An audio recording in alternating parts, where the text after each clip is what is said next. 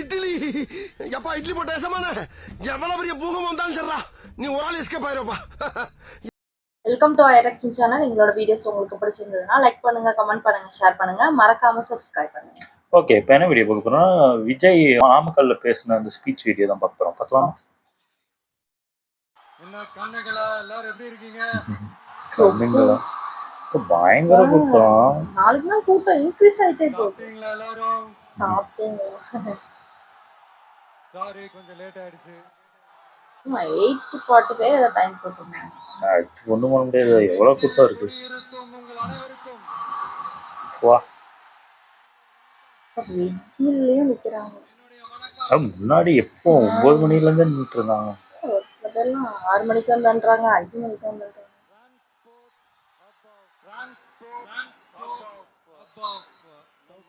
South India நம்ம நாமக்கல் மாவட்டம். ஏன்னா ஒரு மாதிரி இதாகுதுல. நீங்க பாத்தீங்கன்னா இந்த லாரி பாடி கட்டுற தொழில இருந்து இன்னும் நிறைய தொழில்கள் செய்யற ஊரும் நம்ம நாமக்கல் ஊர் தான். அது மட்டும் இல்ல, நாமக்கல் மாவட்டத்தோட சக்காய் வருது. முட்டை உலகமும் கூட ரொம்ப ஃபேமஸ். எக் சிட்டின்னு கூட கூப்பிடுவாங்க. அது மாதிரி தமிழ்நாட்டு மக்களுக்கு இந்த முட்டை கொடுக்கிற ஊர் மட்டும் இல்ல, தமிழ்நாட்டு மக்களுக்கு உணர்ச்சி ஊற்ற மண்ணும் கூட. இதை நான் ஏன் சொல்றேன்னா, 2 வரிகள் சொன்னா உங்களுக்கு ஈஸியா கனெக்ட் ஆகும். ஒரு மாதிரி நின்னு வருது. தமிழன் என்று சொல்லடா, தலை நிமிர்ந்து நில்லடா. எப்படி? தமிழன் என்று சொல்லடா, தலை நிமிர்ந்து நில்லடா. விட்டு வர மாதிரி இல்ல, ஸ்லோவா வர மாதிரி. ரத்தம் பாய்ச்சற இந்த வரிகளை எழுதுனது யார் தெரியும்ல? ரொம்ப ஸ்லோவா இருக்கு, மைக்ல ஸ்லோ பண்ண மாதிரி. விஜயகாந்த் சார் சொன்னாரு. ஆனா நம்ம கேப்டன் அவர்களுக்கு மட்டும் இல்ல, நமக்கும் சேர்த்து எழுதின இந்த வரிகளை யார் எழுதினது தெரியல? நாமக்கல் மாவட்டத்தை சேர்ந்த மேகனூர்ல பிறந்த நாமக்கல் கவிஞர் திரு ராமலிங்கம் பிள்ளைதான், அவர்கள் தான். அடுத்து தமிழ்நாட்டு மக்களுக்கு இந்த இடஒதுக்கீடு உரிமையா வழங்கினதும் இதே நாமக்கல் மாவட்டத்தை சேர்ந்த திருச்செங்கோடு பகுதியில இருக்கிற. ஸ்லோவா இருக்கு. எனக்கு ஒரு மைக் ஸ்லோ, ஒரு மைக் கரெக்டா இருக்குன்னு நினைக்கிறேன். அதனாலதான் அந்த மாதிரி ஆகுதுன்னு நினைக்கிறேன். செட் பண்ணது ஒழுங்கா செட் பண்ணது. முதலமைச்சரா இருந்த சுப்பராயன் அவர்கள், அவர்தான் அந்த மாபெரும் மனிதர். இந்த கூட்டம் போதுமா? இடஒதுக்கீடு உரிமைய வழங்கினதுல இவருக்கு மிகப்பெரிய ஒரு பங்கு ஒன்று இருக்கு. அதுதான் அந்த கம்யூனல் GO 1071 அதை கொண்டு வந்து பட்டியலின மக்களுக்கும் பிற்படுத்தப்பட்ட மக்களுக்கும் இத வழங்கினார். அதனாலதான் ஒரு மாதிரி எக்கோ அடிக்குது பாரு. அப்புறம் முதல் 2 மைக்னால ஏதோ ஒரு மைக் பிரச்சனையா இருக்கு. அந்த பெருமையோட சொன்னது மட்டும் இல்லாம இதே அவருக்காக ஒரு மணிமண்டபம் வாக்குறுதி நம்பர் 456 கொடுத்தது யாரு?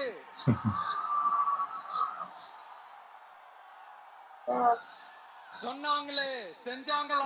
மாடியில நிக்கிறாங்க. ஓ அங்க பாரு, குஷி படம் வந்து. அதாவது இப்ப தியேட்டர் கிட்ட தான் நடக்குதா? ஒரு படத்துல நம்ம வடிவேல் சார் ம். இந்த எம்டி பாக்கெட் எடுத்து இப்படி காட்டுவாரு ஓ தெரியுமா? அந்த இங்கிலீஷ்காரன். மாதிரிதான் ஒண்ணும் இல்ல. ஒரு வாக்குறுதியும் படிச்சுட்டு அந்த எம்டி பாக்கெட்டை இப்படி நம்ம கரெக்ட் தான். காட்ட வேண்டியதுதான். இப்ப நம்ம அந்த நாமக்கல் மாவட்டத்துல வாக்குறுதிகளா அது செய்வோம் இது இப்ப செய்வோம் கரெக்டா வர மாதிரி இருக்குல்ல? அதுல ஒரு சின்ன லிஸ்ட் மட்டும் இப்ப நம்ம ஓ பார்ப்போம். மீதி இருக்குதா? ஓ நாமக்கல்ல பண்ணது. நாமக்கல்ல சொல்லிட்டு பண்ண. ஒவ்வொரு ஒன்றியத்திலும் தானிய சேமிப்பு கிடங்குகள் அமைக்கப்படும். இவை உலர் களங்களுடன் கூடிய கொள்முதல் நிலையங்களுடன் இணைக்கப்படும்னு வாக்குறுதி நம்பர் திரும்பி ஸ்லோ ஆயிடுச்சு. இருக்கலையா? செய்யலையா? கொப்பரை தேங்காயை தமிழக அரசே கொள்முதல் செய்யும். அதிலிருந்து தேங்காய் எண்ணெயை உற்பத்தி செய்து நியாய விலை கடைகள் மூலம் விற்பனை செய்ய நடவடிக்கை எடுக்கப்படும்னு வாக்குறுதி நம்பர் 66. எல்லாம் நல்லா இருக்கும், ஒண்ணும் பண்ணலையோ? இதெல்லாம் பண்ண முட்டதெல்லாம் எல்லாத்தையும் போடுறாங்க. சொல்லுவாங்களே, சொல்லிட்டு அவங்க பட்டு போயிடுறாங்க. நாட்டு சர்க்கரை வெல்லம் ஆகியவற்றை விநியோகம் செய்ய நடவடிக்கை எடுக்கப்படும் வாக்குறுதி நம்பர் 68. காத்தில பறக்க விட்டாச்சு. அரசு ஊழியர்கள் மற்றும் ஆசிரியர்களுக்கு மட்டும் இல்ல, போக்குவரத்து ஊழியர்களுக்கும் பழைய ஓய்வூதிய திட்டம் செயல்படுத்தப்படும் வாக்குறுதி நம்பர் 152. இதெல்லாம் சொன்னாங்களே செஞ்சாங்களா? இல்ல. இப்ப நம்ம நாமக்கல் மாவட்டத்துக்கு வருவோம். ஒரு நாளைக்கு 5 கோடி முட்டைகள் உற்பத்தி செய்யப்பட்டு உலகம் முழுவதும் ஏற்றுமதி ஆகிற இந்த நாமக்கல் மாவட்டத்துல அந்த முட்டைகள் வீணாகாம பாதுகாப்பா வைக்க முட்டை சேமிப்பு கிடங்குகள் அமைக்கணும்ன்ற அந்த கோரிக்கையும், பாக்டீரியா மற்றும் வைரலாஜிக்கல் பரிசோதனையை மேற்கொள்ள ஆராய்ச்சி மையம் அமைக்கணும்ன்ற கோரிக்கையும் பல ஆண்டுகளா இருக்கு. ஆனா அதை இதுவரைக்கும் ஆண்ட கட்சிகளும் சரி, இப்ப ஆளும் கட்சிகளும் சரி, அதை பத்தி கொஞ்சம் கூட யோசிக்கவே இல்லை. அப்புறம் திமுக எம்எல்ஏவுக்கு சொந்தமான ஒரு மருத்துவ கல்லூரியில் நடைபெற்ற கிட்னி திருட்டு. பேச மாட்டாங்க விஷயமாச்சு.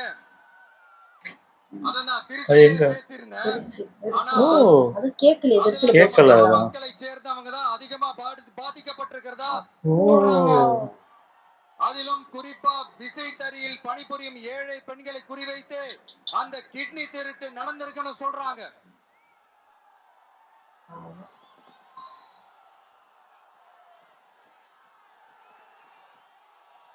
இதுல ஈடுபட்டவங்கள யாரா இருந்தாலும் நம்ம ஆட்சி அமைஞ்சதும் கடுமையாக தண்டிக்கப்படுவார்கள். இந்த கிட்னி திருட்டுக்கு ஆரம்பம் எங்க இருக்குன்னு பாத்தீங்கன்னா, கந்துவட்டி கொடுமை நடுவுல இருக்கு. தொழிலாளர்களோட வாழ்க்கை தரத்தையும் பொருளாதாரத்தையும் இந்த ஏமாற்று மாடல் திமுக அரசு மேம்படுத்தாத காரணத்தால அவங்க கிட்னி விக்கிற அளவுக்கு தள்ளப்பட்டிருக்கிறாங்க. இது எவ்வளவு பெரிய ஒரு கொடுமை! விசை தொழிலாளர்களோட வாழ்க்கை தரத்தையும் பொருளாதாரத்தையும் மேம்படுத்த தேவையான தீர்வுகளை யோசிச்சு உறுதியா எங்க தேர்தல் அறிக்கையில சொல்வோம்.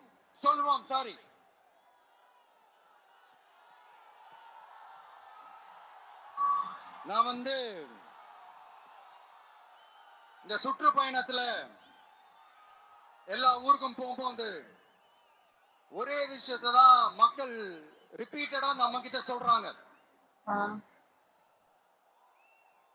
அடிப்படை சாலை வசதி, குடிக்க நல்ல குடிநீர், பாருங்க பேப்பர் இல்லாம ஒரு நல்ல மருத்துவ வசதி இல்ல, நல்ல டாக்டர்ஸ் இல்ல, பெண்கள் பாதுகாப்பு.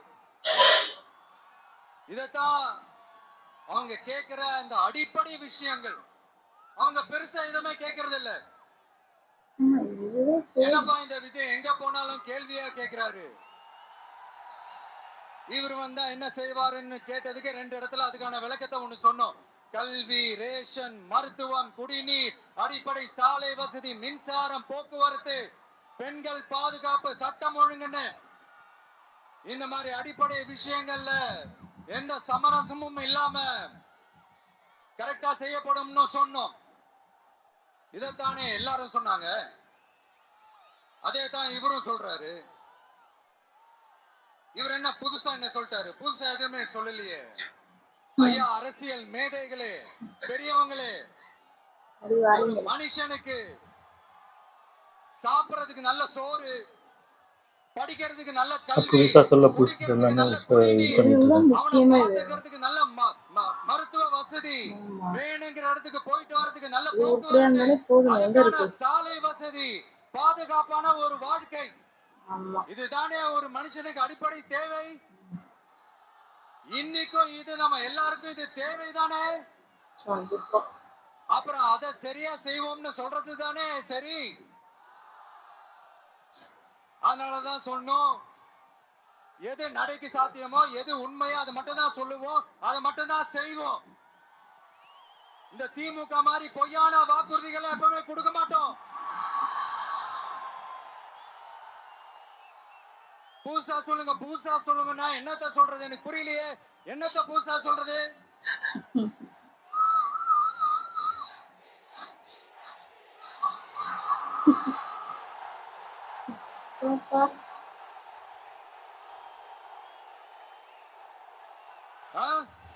புதுசா என்னப்பா சொல்றது?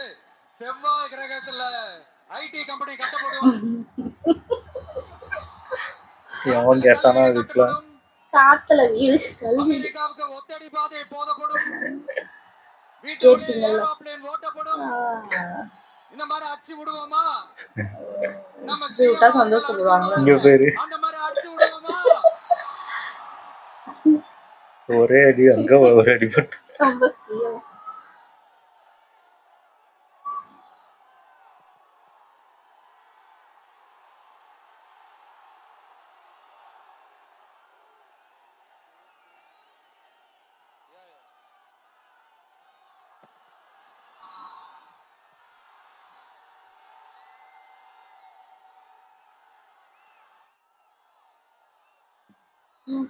நான் ஏற்கனவே சொன்னதுதான் இங்க நான் திரும்பவும் சொல்றேன்.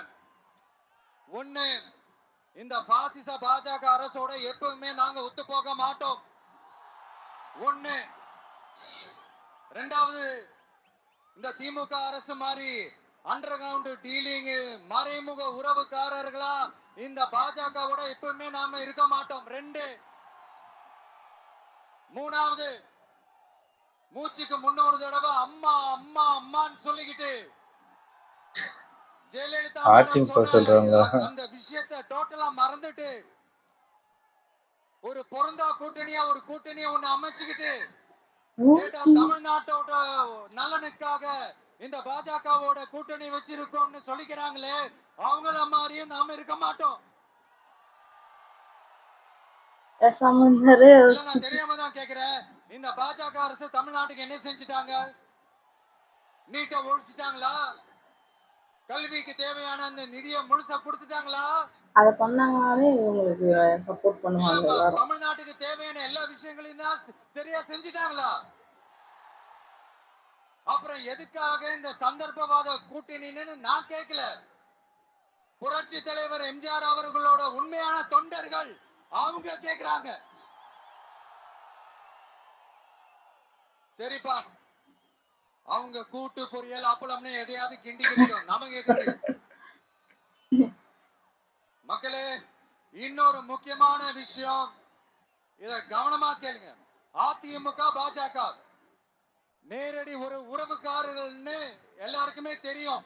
அவங்களோட கூட்டணி மேல மக்களுக்கு எந்த ஒரு நம்பிக்கையும் இல்லைன்னு எல்லாருக்குமே தெரியும். ஆனா at the same time இந்த திமுக குடும்பம் இந்த பாஜகவோட அண்டர் கிரவுண்ட் டீலிங், மறைமுக உறவுக்காரர்களா இருக்காங்கன்றது தயவு செஞ்சு மறந்துடாதீங்க.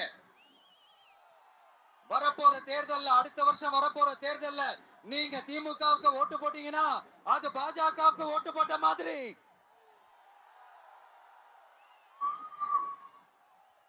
வெளியில அடிச்சுக்கிற மாதிரி அடிச்சுப்பாங்க, ஆனா உள்ளுக்குள்ள வேணாம் மக்களே, ஜாக்கிரதை, யோசிங்க.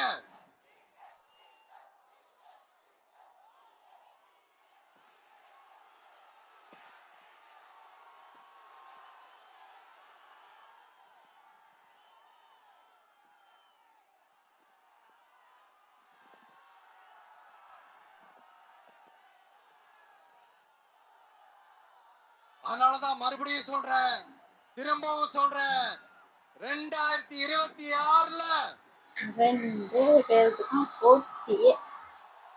ஒண்ணு இன்னொன்னு ஒண்ணு இன்னொன்னு. அதாவது ஒண்ணு மாபெரும் மக்கள் சக்தி கொண்ட எளியோரின் குரலா இருக்கிற களத்துல இருக்கிற டிவிக்கு, இன்னொன்னு கொள்கை என்ற பேர்ல மக்களை ஏமாத்திக்கிட்டு கொள்ளையடிச்சுக்கிட்டு தமிழ்நாட்டை ஏமாத்துற இந்த டிஎம்கே. இந்த 2 பேருக்கு நடுவுல தான்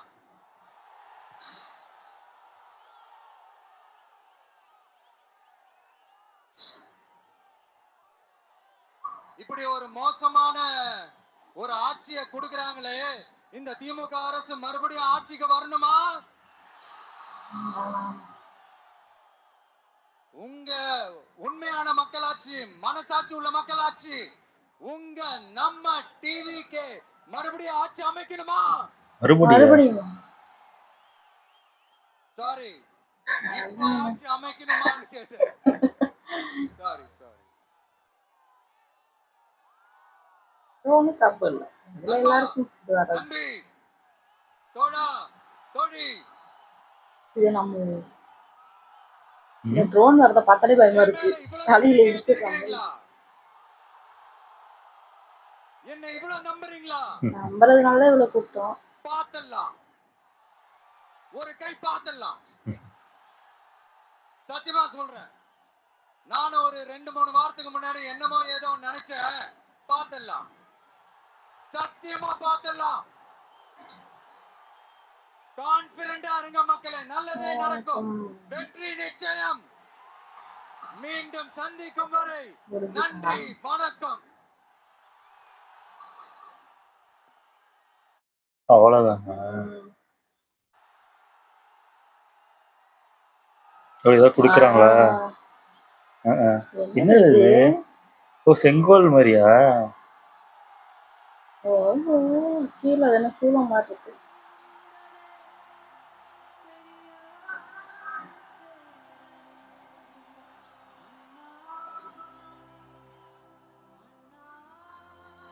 ஆரம்பத்துல பேசும்போது மைக்கு, சாரி, எனக்கும் அந்த மைக்குக்கும் ஒரு மாதிரி ரொம்ப டிஃபரன்ஸா கேட்டுட்டு இருந்தது. ஓ, அதான் சொன்னல, மைக்கு பிரச்சனை, ஏதோ சவுண்ட் தப்பா இருக்கு. ரிதம் புடிக்கிறதுக்கு கொஞ்சம் டைம் ஆயிடுச்சு. Okay, thank you so much. Super, நல்லா இருந்துச்சு. ஆனா பயங்கரமா பேசுறாரு. ஆனா என்ன மைக்கு பிரச்சனை, அதான் ஸ்டார்டிங்ல நாங்களுமே பார்த்தோம். நிறைய பேர் லைவ்ல இதுதான் நிறைய பேர் விஜய் குடிச்சிட்டு பேசுறாரு, அது பண்றாரு, இது பண்றாரு அப்படின்னு சொல்லிக்கிட்டு இருந்தாங்க.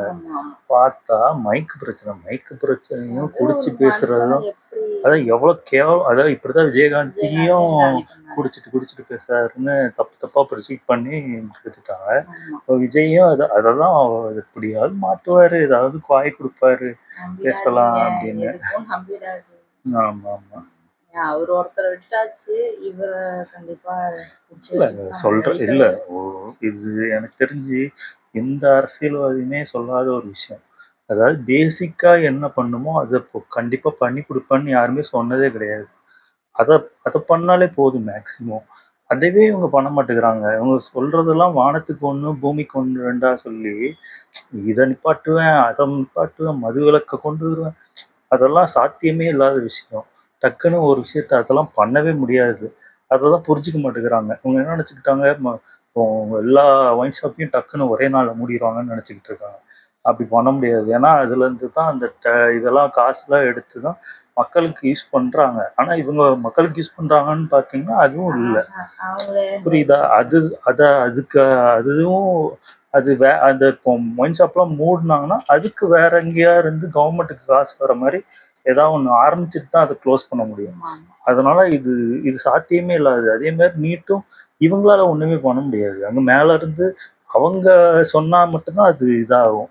அதுதான் விஜயும் சொல்றாங்க. அதாவது அங்க இருந்து அவங்க முடிவு எடுத்தா தான் அது கொண்டே வர முடியும். இவங்க இது பண்ணாலும் ஒண்ணுமே பண்ண முடியாது. அத சொல்லிதான் ஏமாத்திக்கிட்டே இருக்காங்க இன்னும். இன்னும் ஏமாத்திக்கிட்டு இருக்காங்க. இவரு ஒவ்வொரு சனிக்கிழமை ஏதாவது பண்றாருன்னா அது மேல அந்த சனிக்கிழமை வேற ஒரு ஃபங்க்ஷன் நடக்குது. இப்ப கூட இந்த டிடி எல்லாம் பேசி ஒரு காமெடி பண்ணிட்டு இருந்தாங்க. அது முதல்ல அவங்க என்ன சாப்பிட்டாங்கன்னு நம்மளுக்கு தெரியாது. இவங்க முதல்ல அங்க உண்மையிலே போடுற இடத்துல சாப்பாடு போடுற இடத்துல போய் சாப்பிட்டுட்டு பேசணும். இவங்க யாரையோ கூட்டு வருவாங்களா டப்பால, எதுவும் காலைல செஞ்சத டப்பால அடைச்சு கொண்டு வருவாங்க. வச்சு எடுத்துருவாங்க. நம்புற மாதிரியே இல்ல. எல்லாருமே சொன்னாங்க. இப்போ அந்த ஃபங்க்ஷனுக்கே பாத்தீங்கன்னா எல்லாமே ஆக்டரா கூப்பிட்டுருக்காங்க. கேட்டா அது கல்வி விழாக்கா ஏதோ ஒன்று சிறப்பு விழாவா என்னவோ போட்டிருந்தாங்க. அதுக்கு எல்லா ஆக்டரும் கூப்பிட்டுருக்காங்க. எனக்கு புரியவே இல்லை. கிட்டத்தட்ட எல்லாருமே அதை சொல்லியிருந்தாங்க. ஆடியோ லான்ச் நடத்துற மாதிரி எல்லா ஆக்டரையும் கூப்பிட்டுருக்கீங்க. அது படிப்பு சம்பந்தமா இருக்கவங்களா கூப்பிட்டு நடத்தணும். இப்போ விஜய் 10th 12th அந்த நகைலாம் கொடுத்துட்டு இருந்தாரு. யாரெல்லாம் ஸ்டேட் ஃபர்ஸ்ட் எடுக்கிறாங்களோ அவங்களுக்கு அந்த டிஸ்ட்ரிக்ட்ல யாரெல்லாம் இருக்காங்களோ அவங்க ஒரு டிஸ்ட்ரிக்டா கூப்பிட்டு அவங்க யார் அதிகமா எடுத்திருக்காங்களோ அவங்கள கூப்பிட்டு இவர் இது பண்றாரு. இதை பார்த்து இவங்க ஒண்ணு ஆரம்பிச்சு அதுவும் என்னென்னவோ பேசுறாங்க. என்னென்னவோ இல்ல எனக்கு புரியல. அவரு அந்த 10th இந்த ரிசல்ட்லாம் வந்ததுக்கு அப்புறம் மார்க் வச்சு கொடுத்தாரு. இவங்க எதை வச்சு கொடுக்குறாங்கன்னு புரியலையே. இல்ல அதுலயும் ஒரு பையன் பேசியிருந்தான். அதாவது நான் 1000 ரூபாய் கொடுக்குறாங்க, அதுவும் பத்தல, அதுவும் வேலைக்கு போறேன்னு சொல்றாங்க. அதை பார்த்து சிரிக்கிறாங்க. எனக்கு புரியவே இல்லை. அவங்க அதாவது பத்தலைன்னு சொல்லி அவங்க இன்னும் கஷ்டப்பட்டுட்டு தான் இருக்கான்னு சொல்றாங்க. அதை புரிஞ்சிக்காம சிரிக்கிறாங்க. எனக்கு புரியவே இல்லை எதுக்கு அது சிரிக்கிறாங்க என்னத்துக்குன்னு. ஒருத்தன் கஷ்டத்தை சொல்லிட்டு இருக்கான், அதை சிரிச்சு பார்த்துக்கிட்டு இருக்காங்க. இது என்னன்னு எனக்கு தெரியல. ரொம்ப மோசமா இருக்கு. நாமக்கு உண்மையாவே பயங்கர கூட்டமா இருந்தது. போக போக அவருக்கு சப்போர்ட் அதிகமா இல்ல. இப்போ போன சனிக்கிழமை என்ன பண்ணியிருந்தாங்கன்னா, அதாவது எந்த இடத்துல அந்த வெறும் ரோடு மட்டும் இருக்குல்ல, அந்த இடத்துல வேகமா வர்றதுக்காக எல்லாம் ஃப்ரீ பண்ணி விட்டுருந்து அங்க இருந்து வந்திருக்காங்க.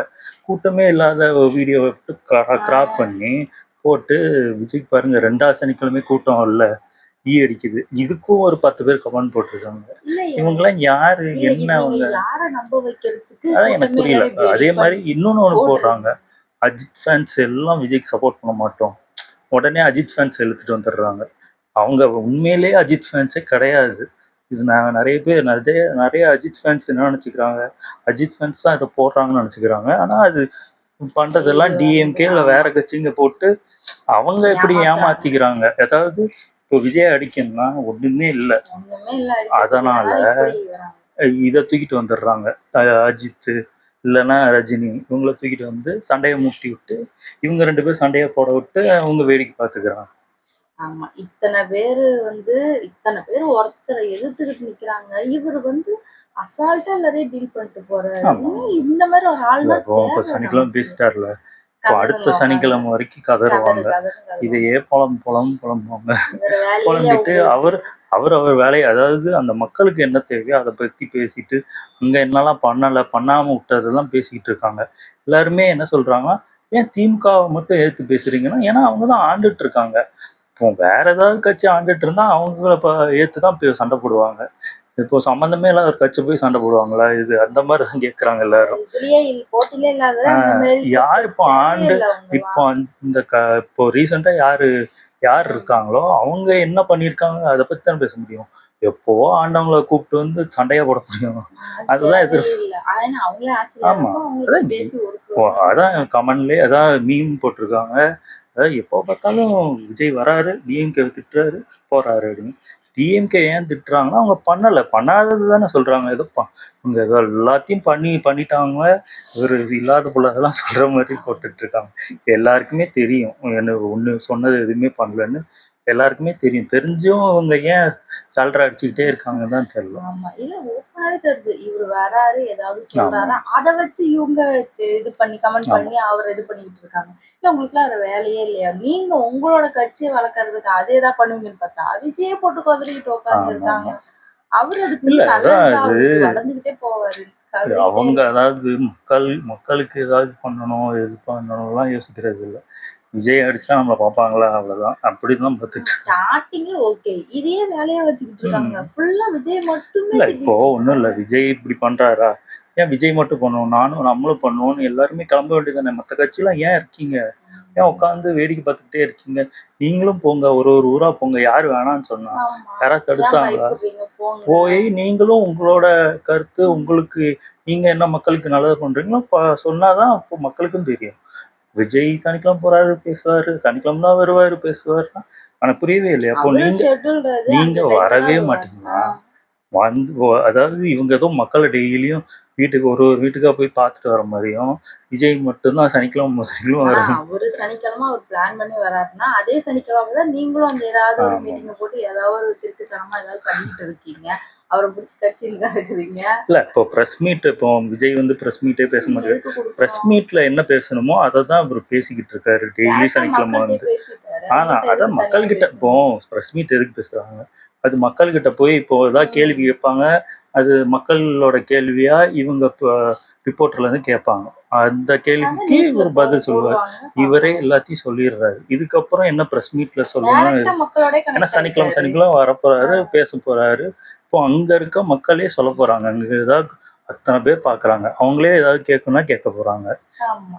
ஒண்ணும் இல்ல. இப்ப விஜயகாந்த எப்படி காலி பண்ணாங்களோ, அந்த மாதிரி பிரஸ் மீட் ஒண்ணு குடுத்து, இவர ஏதாவது ஒரு கொஸ்டின கேட்டு ஒண்ணும் ஏதாவது பேச இல்ல வச்சு இல்ல இப்போ அப்படிதான் பிளான் பண்றாங்கன்னு பிரஸ் நினைக்கிறேன். மீட்ல கண்டிப்பா மத்த மத்த கட்சியோட இதுவும் ரிப்போர்ட்டரும் வருவாங்க. ஏட்டுக்கு பூட்டிக்கு ஏதாவது கேட்பாங்க கண்டிப்பா. இப்போ நார்மல் மனுஷன் எல்லாருக்குமே கோவம் வரதான் செய்யும். ஏதாவது கிறுக்குத்தனமா ஏதாவது கேட்பாங்க. ஏதாவது கேட்டு சண்டை இழுக்கணும், ஏதாவது கத்த வைக்கணும். அந்த மாதிரி பண்ணதான் செய்வாங்க. அதுக்கு தான் அது தேவையே இல்லாதது. மக்களுக்கு என்ன தேவையோ அது பண்ணா போதும்.